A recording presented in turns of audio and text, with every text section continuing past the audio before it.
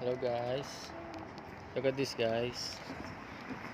Dito sa Poland guys, usually dito sa bilihan ng mga tools for equipment for bodybuilder or any gear for swimming, bikings, yan, scooters, basta mga sports. Usually meron silang mga sa labas ng kanilang mga mall is meron silang gaya nito na pwede ka munang mag-exercise, magpalakas. Ayan, meron silang mga ganitong gym equipment sa labas ng kanilang mga mall.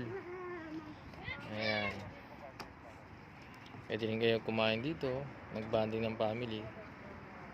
Ayan, kasi ito yung free parking nila guys sa labas. Ayan. Ayan. Ito sila dito guys sa Poland. Talagang healthy living sila. Talagang more on sila guys, exercise. Malalakas talaga ang tao dito guys. Kahit sa trabaho guys, ang lalakas nila.